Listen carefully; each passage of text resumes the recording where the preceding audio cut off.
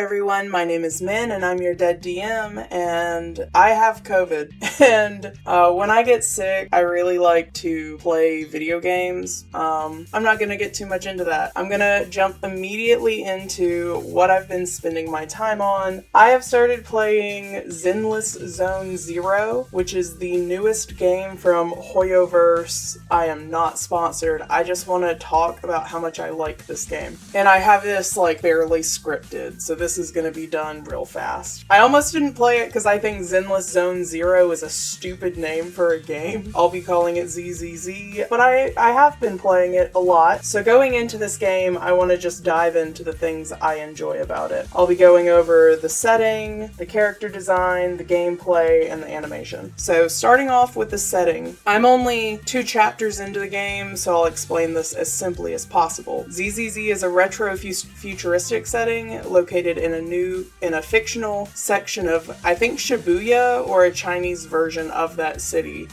Your character runs a video store, like VHS rentals, seemingly like a place. I imagine it like a post-apocalyptic future if that happened in the early 2000s, but everyone still has a smartphone. That would be my child, if everything stopped in my childhood and now it's 100 years after that. Rolling right into the gameplay, this is a fighting combat game with other elements. You know, combat games where you have to combo and press certain buttons to get certain results. Counters, switching characters, and each character so far has a completely different playstyle. Like other Hoyos games, there are different elements, in quotes, and character style, play positions.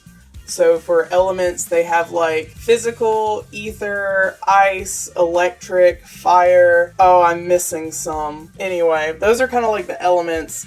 And then for their play position, you have attack characters, defense characters, stun, and support, and anomaly. That's one of them. And with all of these things in mind, you pick up teams of 3 plus a Bang Boo, which is a little assist robot. So it's teams of 3 that you switch between for combos, and your assist robot. I find the gameplay very fun and engaging, and it's pretty casual friendly. I am not really a hardcore gamer. I've never enjoyed remember the sequence of buttons and you'll do something super cool. But this game makes it very easy and casual friendly, which I assume a lot of Hoyoverse's audience is marketed casual friendly because they are free games. This is a free gacha game like all of the other Hoyoverse games. Outside of combat, you play as either Wise or Belle, a pair of siblings that run the video store. These 2 characters stay together, so really when you pick between Wise or Belle, you're picking on who you want to quote-unquote play as, but who you want to listen to more. So for example, I picked Wise, which means I listen to Belle talk a lot, and she's very happy and energetic. My partner picked Belle so he could listen to Wise speak more. These 2 characters are called the Proxy, or Fathom the Proxy. They use a little robot to help your raiders go through the areas, the kind of levels. So there are the players in the overworld, which would be us, Wise and Belle, and then in the different levels are your gacha game characters that you build and go into the hollows with and fight with. It really has kind of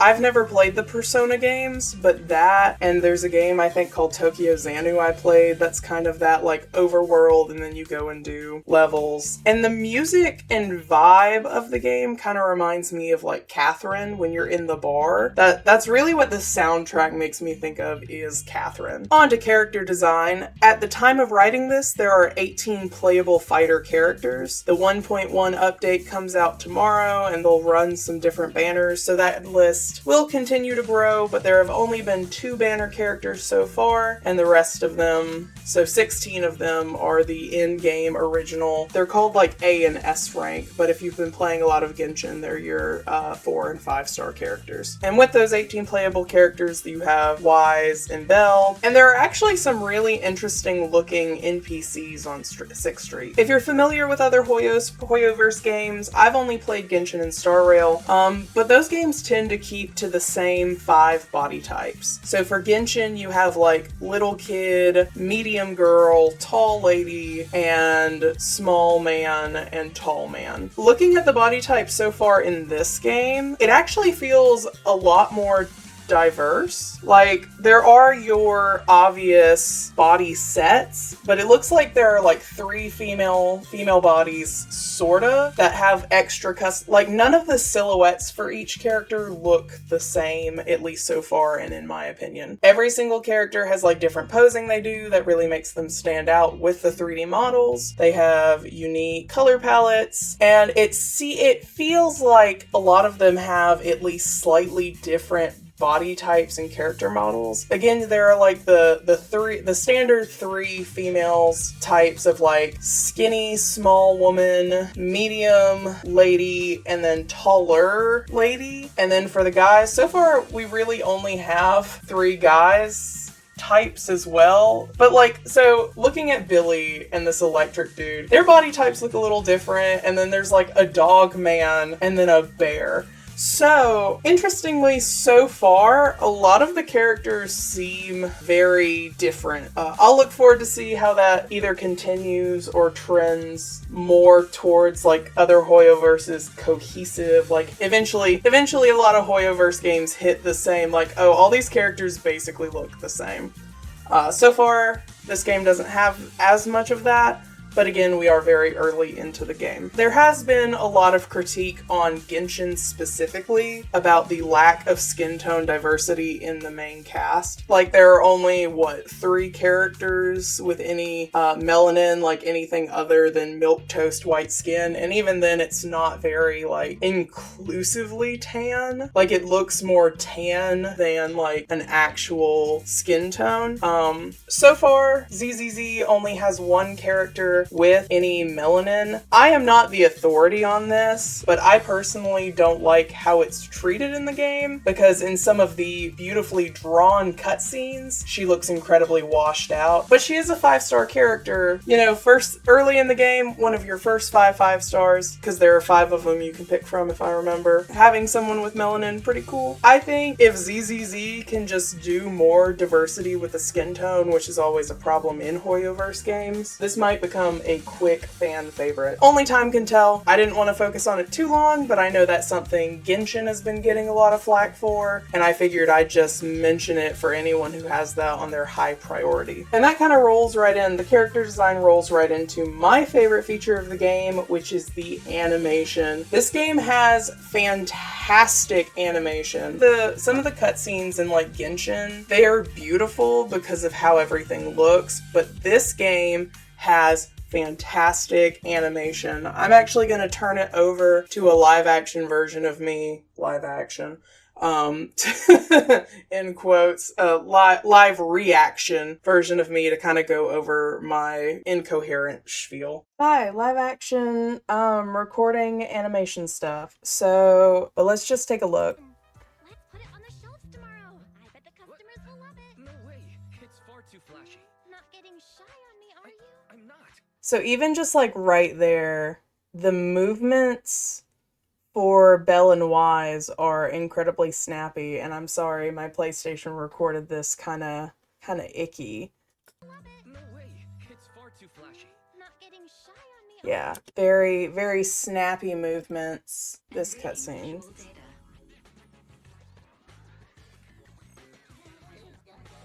Data read complete. Commencing playback. Whoa, you've got an image.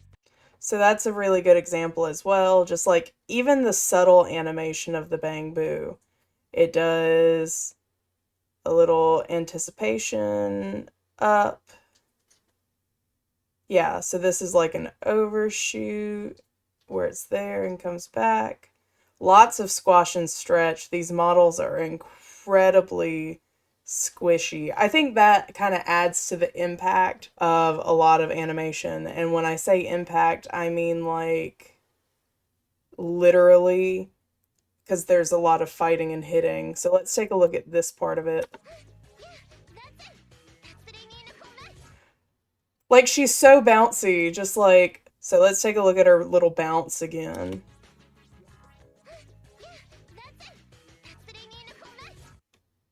So let's go back to this And you can see her specifically. She's like bouncing on her feet the whole time. There's really not a good way to frame by frame this, huh? So she's down. Anticipation goes down further. Bouncing back up. And just like look at... Her face is so squishy. So squishy. And if I can find it, there's another thing I really, really appreciate about the animation in this. I think it's one of Billy's animations with his gun that they add like smear frames. He's recovered? Is this ether activity still increasing? Keep up the attack. Nah, we don't have the firepower to fight for long.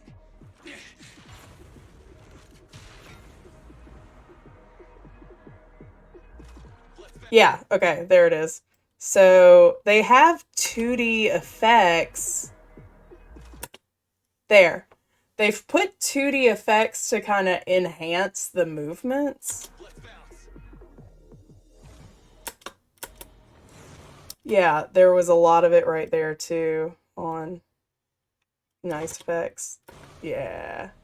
It's just neat. It's very punchy. You can tell the team clearly knows what they're doing. There's one more I'll share. Here we go. You wanna go underneath? Yeah! That sound is unbearable!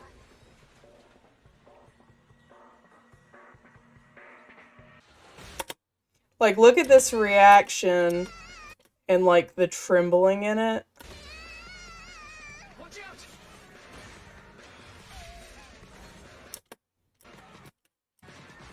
Yeah, so let me play that motion fluidly. It's very Studio Trigger. Like, you can feel, like, exaggerated posing. So we get her going under. We get kind of the stretch of her face here is incredibly interesting. And then we get her coming in these very exaggerated hands. Oh, that was a smear frame. I keep missing it. Anyway, I'm sure you see it, but... Are you hurt?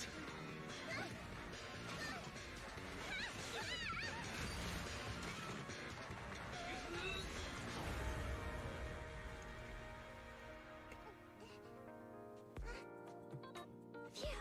Good, my apron's okay. Nice to meet you, investigators. Small movements like that, like her putting her hands together. I saw through it. Yeah. So, that's kind of the animations feel that's not scripted. My head hurts. I still have COVID. Back to normal me. Now we're going to jump into an honorable mention. Something I've always wanted from Genshin was a way to replay sections of story and replay cutscenes. If you've ever played Genshin, you know they had early game some events that were story significant that we'll never be able to play again. Like there was a whole thing with Albedo that is gone forever for anyone that didn't get to play it in time. And then sometimes I want to go back and watch cutscenes from Mondstadt or Liyue, but I'm in like Fontaine, and the only way to go back and experience that would be to either watch the short little Let's Play I did of Genshin, or to just start over. That's not very fun, and I love that you can just come in here in the Random Play video store that we own. You could go in and you can be like, I want to watch this cutscene, and you can replay sections of the story. I think that's a really neat thing that a lot of players have been wanting from Hoyoverse games as a way to re-experience the story. You can get your cutscenes, all of it. Yeah, those are all my little things about ZZZ. I'm already starting to get a little winded, so I'm going to wrap up here. Thank you for watching this video.